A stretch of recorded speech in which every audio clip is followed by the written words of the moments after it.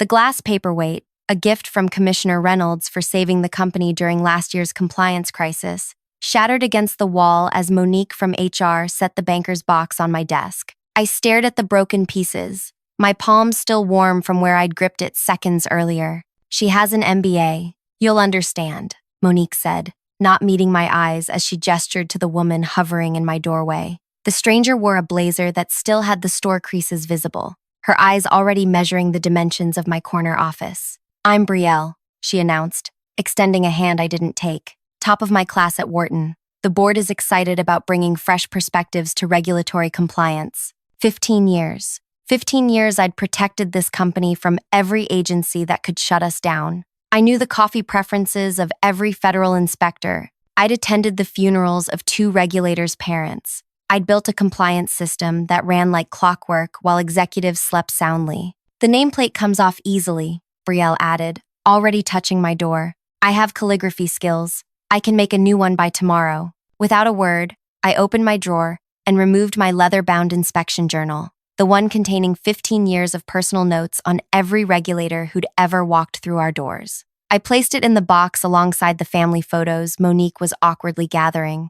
"The audit team will be here at 4, I said quietly. "We'll handle it," Monique replied, now rearranging pens on what was no longer my desk. "Will you?" I asked. "Commissioner Thomas is leading today's inspection. His son just deployed overseas. His arthritis acts up when it rains. He takes his coffee black with exactly 1 sugar cube, not packet, cube. He hates being called sir and expects whoever manages compliance to know the updated protocols his department released last month." Brielle laughed. "I memorized the regulatory handbook during orientation week. I think I can manage a simple inspection." I nodded once, placed my keycard atop the box, and walked out. The entire floor went silent as I passed. Darcy from accounting covered her mouth. Leo from legal stared at his shoes. Not one of them spoke up. By 3, I sat in my car, rain pattering on the roof as I watched government vehicles pull into reserved spaces. My phone buzzed with panic texts from former colleagues. At 3:47, the CEO's assistant bolted through the front doors, scanning the parking lot in desperation. When she spotted my car, she ran across the wet pavement, heels splashing through puddles. I rolled down my window just enough to hear her gasping pleas. "Everly, Thomas is threatening an automatic failure. He refuses to speak to anyone but you." Brielle tried showing him her diploma and he walked out. "Please, the CEO authorized me to offer anything." "Anything!" I checked my watch. "How's that MBA working out for everyone?" "Okay, I need to pause for a second. If you've ever been betrayed by someone who underestimated your value, you know exactly how this feels. That moment when they suddenly realize they made a catastrophic mistake? Pure vindication. If this story is hitting close to home for you, hit that like button right now and let me know in the comments if you've ever been in Everly's position. And if you're new here, subscribe for more workplace revenge stories that'll have you cheering from your seat. Now, let's get back to what happened next. My name is Everly Tate. I don't have an MBA. What I do have is institutional knowledge that can't be taught in any classroom. I joined this manufacturing company straight out of community college, working my way up from administrative assistant to becoming the regulatory compliance manager. No fancy title, just 15 years of protecting the company from itself. Manufacturing has regulations thicker than encyclopedia sets. One violation can trigger millions in fines or shut down production entirely. I learned every rule, befriended every inspector, and created systems that kept us compliant while our competitors racked up violations. The day before, my humiliation began with unusual silence. People avoided eye contact in the hallways. My assistant Zoe's desk was mysteriously empty. When I asked about her, someone mumbled she'd been reassigned, red flag number 1. Then came the budget meeting. CEO Kent kept referring to upcoming changes in compliance leadership while avoiding my questions. Red flag number 2. That evening, Director of Operations Xavier sent me a cryptic text, "Sorry about tomorrow, not my call." Red flag number 3. I should have prepared myself, but nothing readies you for public humiliation. Now I sat in my car, rain drumming on the roof, as Penny, the CEO's assistant, begged me to save them. "The inspection team gave us exactly 20 minutes to get you back in that building, or they're issuing a critical violation," she pleaded. "Do you have any idea what that would do to our stock price?" I'm aware, I replied coolly. I've prevented 17 potential critical violations in my tenure. Each one would have cost approximately 30 million in fines and remediation. Name your price, Penny said. Chief Compliance Officer title, corner office restored, double salary, it's yours. I stared at the rain-streaked windshield. Tell me something, Penny. Was it Kent's idea to replace me, or did the board push for someone with credentials over experience? Board Chair Linnea led the charge. She kept saying we needed professionalism in compliance. Someone with academic pedigree who understood modern regulatory frameworks. Penny's air quotes told me everything. Linnea, who joined 3 months ago, who hasn't attended a single inspection. That's her. I checked my watch. 12 minutes until Thomas issues that violation. Please, Everly, what do you want? What did I want? The question hung between us as rain pelted harder against the car. 15 years of loyalty dismissed because someone decided 3 letters after my name mattered more than 15 years of relationships and results. I want Chief Compliance Officer title with direct reporting to the CEO. 50% salary increase. My corner office back. And I want Brielle to work as my assistant for 6 months minimum to learn how regulatory relationships actually function in the real world. Done, Penny said without hesitation. And one more thing, I added as she turned to leave. I want Linnea to personally apologize in front of the executive team. Penny hesitated for the first time. Then enjoy explaining to shareholders why we failed a critical inspection. 5 minutes later, I walked through the lobby, my heels clicking against marble.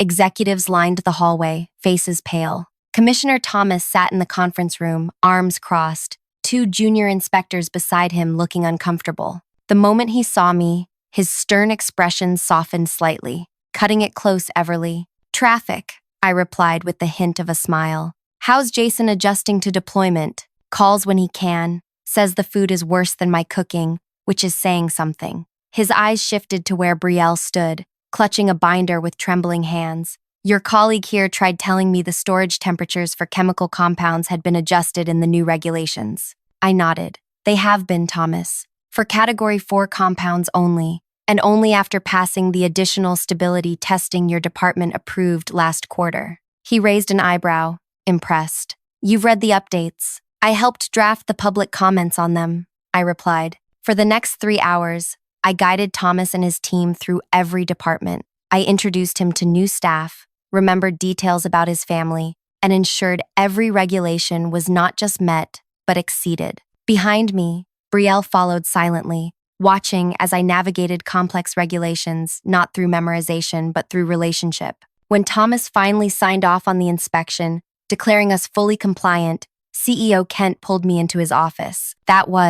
You were irreplaceable? I suggested. We made a mistake, he admitted. Yes, you did. I leaned forward. Now, let's discuss how you're going to fix it, permanently. What Kent didn't know, what none of them knew, was that I hadn't come back just to save today's inspection. I had returned with a plan 15 years in the making, a plan that would ensure no one ever underestimated me again. But first, I needed to get my office back and watch Brielle's face as she cleared out her 3-hour attempt at redecorating. The office removal crew worked quickly. I stood in the doorway, arms crossed, as Brielle's designer notebooks and framed MBA diploma came down from my walls. She hovered nearby, lips pressed into a thin line, eyes darting between me and Kent, who supervised the transition with visible discomfort. The personnel paperwork for her new position needs to be processed by end of day, I reminded Kent, not bothering to lower my voice. Assistant to the Chief Compliance Officer. That's me, by the way.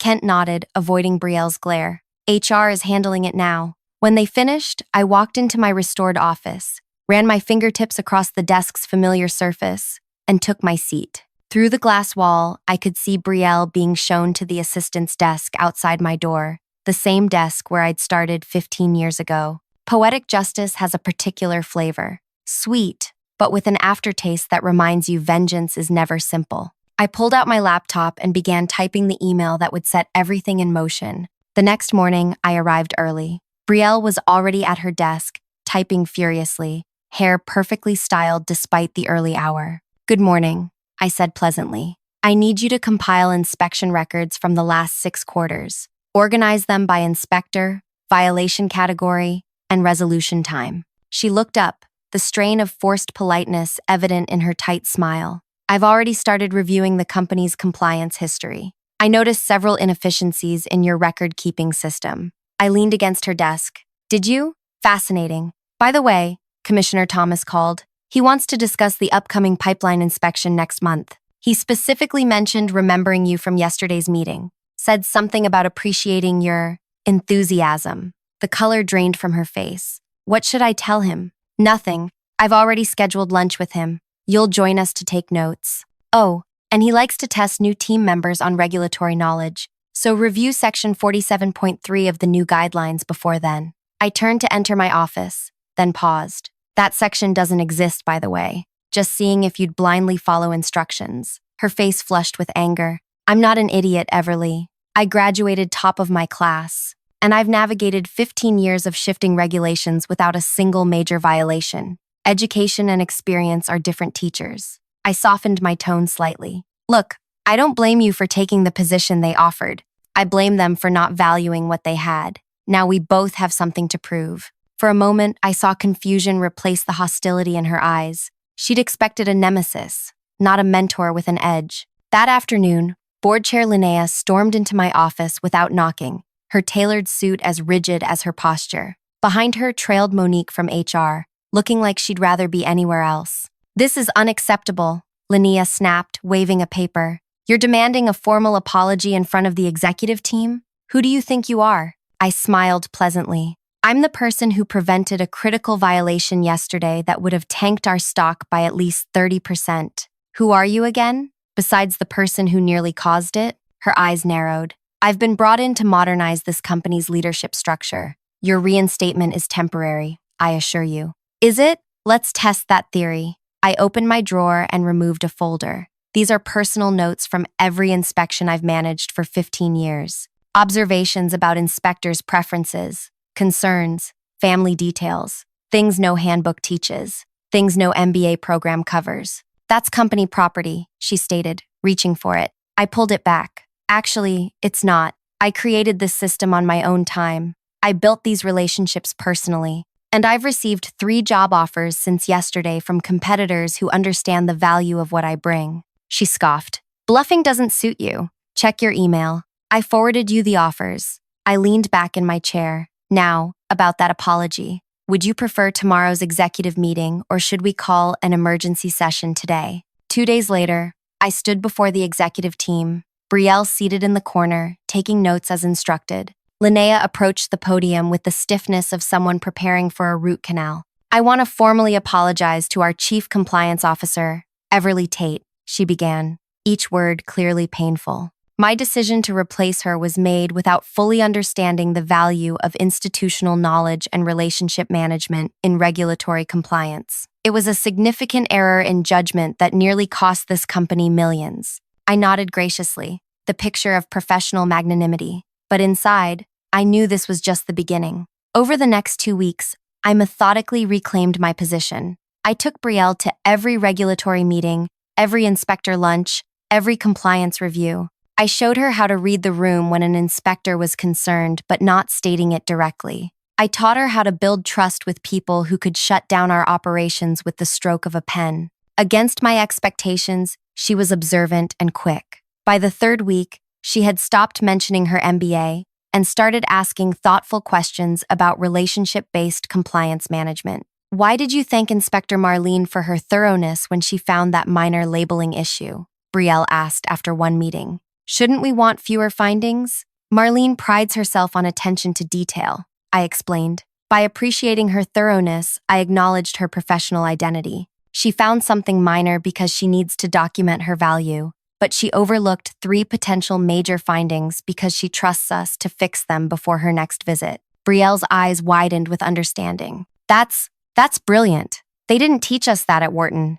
No business school can teach you 15 years of relationship building, I said. But you can learn it in 6 months if you pay attention. As Brielle shadowed me, I noticed Kent and the executive team watching our interactions with growing unease. They'd expected warfare. Instead, they got a masterclass, and that worried them far more. One evening, working late, I discovered Brielle in the records room, poring over inspection reports from before my time. What are you researching? I asked, startling her. She hesitated before answering. I'm looking for patterns and violations from before you standardized the compliance system. I'm trying to understand what you built from scratch. I studied her face, searching for deception but finding only curiosity. Why? Because I want to understand how someone without an MBA created a system this effective. Because I'm starting to think my education missed something fundamental about how business actually functions. For the first time, I felt a twinge of something unexpected. Respect for her willingness to learn.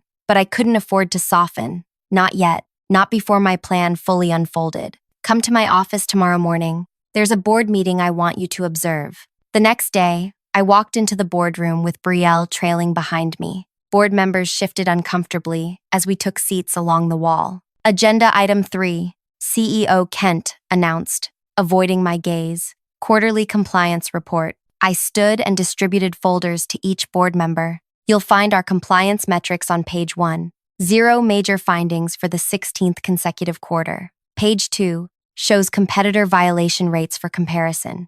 Linnea flipped through the report with a frown. These numbers for our competitors, they're significantly worse than ours. Some have multiple critical violations. Yes, I agreed. Our closest competitor had 3 critical violations last quarter alone. Each cost them approximately $12 million in fines, plus production downtime. How do you have access to their internal violation data? Linnea demanded. I smiled. Relationships. Inspectors talk. Regulatory agencies share information. When you build trust with them over 15 years, you learn things no public record shows. The room fell silent as the implication settled. I didn't just protect the company. I possessed intelligence on every competitor in our industry. Intelligence no MBA program could access. As I continued my presentation, I noticed Xavier, Director of Operations, exchanging glances with Kent. Something was happening behind the scenes that I couldn't quite identify. A new plan forming, perhaps. A counter to my newfound power. That evening, as I was leaving, Xavier approached me in the parking garage. They're not done trying to push you out, he said quietly, looking around to ensure we were alone. Linnea has been meeting with outside consultants. Something about modernizing compliance systems through technology. Replacing me with software? I laughed. Good luck programming a computer to remember an inspector's daughter's wedding date. Xavier didn't smile. Be careful, Everly. Linnea has the backing of major investors. This isn't over. As I drove home, his warning echoed in my mind. Of course it wasn't over. I'd only completed phase 1 of my plan. The true reckoning was yet to come. What none of them realized yet was that during my 15 years of building relationships with regulatory agencies, I'd learned more than just how to pass inspections. I'd learned secrets, the kind of secrets that could reshape the entire industry, the kind that made my corner office and title upgrades seem like consolation prizes compared to what I was really after. And tomorrow would be the day they finally understood who they had underestimated. The morning sun cast long shadows across the executive parking spaces as I pulled in beside Kent's luxury sedan. I checked my appearance in the rearview mirror, composed, confident, the picture of professional poise. Nothing about my expression betrayed what was about to unfold. My phone buzzed with a text from Brielle. Already set up in conference room A as requested. Coffee waiting on your desk. In 3 weeks, she'd transformed from resentful rival to efficient assistant. I still couldn't fully trust her motivations, but her adaptability impressed me. Survival instincts, perhaps, or genuine realization that her education had gaps experience could fill. When I reached my office, I found not just coffee, but a detailed brief on each board member scheduled for today's emergency session. Brielle had compiled personal notes, voting histories, and even potential conflicts of interest. Information I hadn't asked for, but immediately recognized the value of. This is thorough, I acknowledged when she appeared in my doorway. I noticed you keep similar profiles on the inspectors. Thought it might help with the board. I studied her for a moment. Why are you helping me? 3 weeks ago, you were taking my office. She leaned against the doorframe. 3 weeks ago, I thought an MBA made me qualified for your position. Now I realize I know maybe 5% of what it takes to do this job. She hesitated. And frankly, watching Linnea throw you under the bus while Kent stood by silently was educational about the kind of leadership I want to model. Before I could respond, my phone lit up with a calendar alert. 1 hour until the emergency board meeting, a meeting I had requested through channels that guaranteed Linnea couldn't block it. Ready the presentation materials, I instructed. And Brielle, no matter what happens in that room, stay silent and keep taking notes. The boardroom filled gradually, tension thickening with each arrival. Linnea entered last, flanked by two people I didn't recognize, a man and woman in expensive suits carrying sleek tablets. Everly, Linnea acknowledged stiffly. I've invited compliance technology specialists to observe this meeting. They're helping us evaluate digital solutions for regulatory management. So Xavier's warning had been accurate. They were still planning to replace me, this time with software rather than an MBA graduate. How thoughtful, I replied calmly. Additional expertise is always welcome, especially for what I'm about to present. Kent called the meeting to order, eyes darting nervously between Linnea and me. Everly has requested this emergency session to discuss. Actually, the agenda wasn't specified. Thank you, Kent. I stood, distributing sealed folders to each board member. Please don't open these yet. What I'm about to share requires context first. I activated the presentation screen, displaying a simple chart showing our company's compliance record compared to our 5 main competitors. As you can see, our violation rates are significantly lower than industry average. This has saved us approximately $87 million in fines over the past decade. I clicked to the next slide, but that's not the complete picture. The screen changed to show inspection schedules, ours versus competitors. Notice anything unusual? We undergo 40% fewer surprise inspections than our competitors. When inspectors do visit, they spend 30% less time in our facilities. Linnea frowned. Are you saying inspectors are showing favoritism? That's a serious allegation. Not favoritism, efficiency. They trust our documentation, our systems, and most importantly, they trust me. Which brings me to the real reason for this meeting. I gestured to the folders. You may open these now. As pages rustled, the room temperature seemed to drop 10 degrees. Board members looked up in confusion, then shock, then something approaching fear. What am I looking at? Kent demanded, voice strained. Evidence that our 3 largest competitors have been systematically violating safety protocols while bribing mid-level regulatory officials to overlook critical issues. I clicked to display supporting documents on screen. Specifically, ClearPath Industries, Weber Manufacturing, and Apex Solutions have each compromised safety standards that directly affect public health. The technology consultants Linnea had brought exchanged alarmed glances. How did you obtain this information? Linnea asked, her voice sharp. Relationships. The same ones you tried to replace with an MBA and now want to replace with software. I moved to the next slide. Senior regulatory officials have been investigating these violations for months.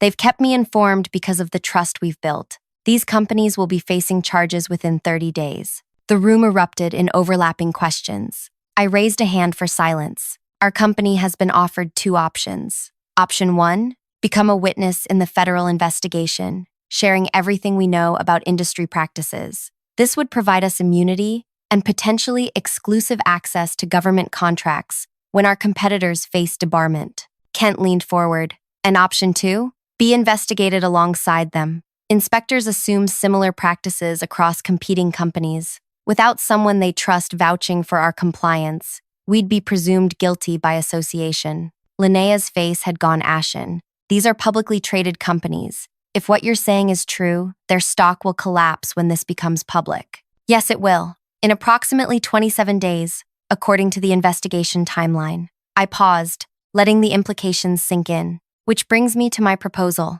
I distributed a second set of folders. This is a restructuring plan for our compliance department. It expands my team, increases my direct authority over production protocols, and establishes an ethics committee that reports directly to me rather than to the board. Kent flipped through the document, eyes widening. This would give you unprecedented authority within the company structure. It would give our compliance function the authority it needs to protect this company when our industry faces its biggest regulatory crisis in decades. Linnea slammed her folder shut. This is blackmail. You're leveraging confidential regulatory information to expand your power. I'm leveraging relationships I've built over 15 years to save this company from becoming collateral damage in an industry-wide investigation. I turned to face her directly. The same relationships you deemed less valuable than an MBA or compliance software. The room fell silent as board members exchanged nervous glances. I had them cornered, and everyone knew it. The consultant who'd come to replace me with technology stared at his tablet,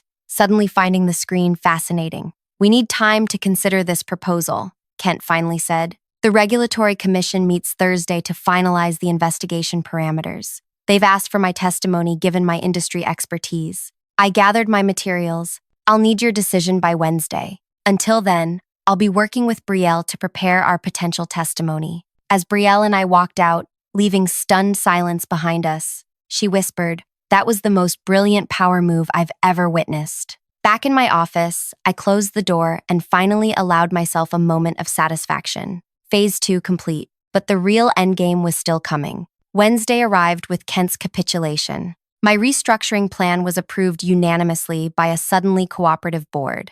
Linnea alone abstained. Her future influence clearly diminished. 2 weeks later, the regulatory investigation became public. As predicted, our competitors' stock plummeted as violations were exposed. Our company, positioned as a cooperative witness with model compliance systems, saw its market value increase by 30% in a single day. I sat in my expanded corner office, now with an adjacent conference room, reviewing applications for my growing compliance team. Brielle entered with the afternoon reports. "The Weber Manufacturing CEO just resigned," she announced. "Their board is being restructured under regulatory supervision." "Predictable," I noted, signing off on the reports. "How are we positioned for their government contracts?" "Already submitted preliminary bids as you suggested. We're favorably positioned given our compliance record and cooperation with investigators." I nodded, satisfied. "And the executive retreat preparations?" "Confirmed. You'll be leading the 3-day training session on ethical leadership. Kent suggested it should be mandatory for all board members." She paused, "Including Linnea." "Perfect." I leaned back in my chair, finally allowing myself a genuine smile. "You know, Brielle, your 6-month assistant term ends next week." She tensed slightly. "I've been meaning to discuss that. I've created a new position, Deputy Compliance Officer. The role reports directly to me, but carries significant independent authority. The job description requires both formal education and demonstrated relationship management skills." Understanding dawned on her face. "You're offering me a promotion. I'm offering you the opportunity to earn one. The position starts with a 6-month probationary period. You'll need to prove you've learned the lessons I've been teaching." "Why would you do this after how I came in?" I considered the question carefully. Because revenge isn't just about destroying your enemies. Sometimes it's about transforming the system that enabled them. I handed her the job description. "Besides, you've shown you can learn from mistakes, unlike some of our leadership." Later that evening, I received a call from Commissioner Thomas. "Impressive work, Everly," he said without preamble. "The industry cleanup is proceeding exactly as you predicted. Thank you for trusting my assessment. The Commission is forming an industry advisory board to help reshape regulatory frameworks. We need someone who understands both sides, someone with relationships and integrity." I smiled as I looked out my office window at the company campus below. It's a company that had once handed me boxes to pack my things, now effectively under my protection and guidance. "I'd be honored to serve," I replied. When I hung up, I opened my desk drawer and removed the nameplate that had been returned to my door 3 weeks earlier. Beside it, I placed a new one, larger, more substantial. It read, "Everly Tate, Executive Vice President of Compliance and Ethics." Not bad for someone without an MBA. If you've ever been underestimated, overlooked, or pushed aside despite your value, I hope Everly's story resonated with you. The sweetest revenge isn't just reclaiming what was taken. It's reshaping the entire game so no one can take it from you again. If this story satisfied your sense of justice, hit that like button and subscribe for more corporate comeuppance tales. And tell me in the comments, what's the most valuable lesson you've learned that no degree could ever teach you? Remember, your experience is your superpower. Wear it proudly, even when others can't see its worth.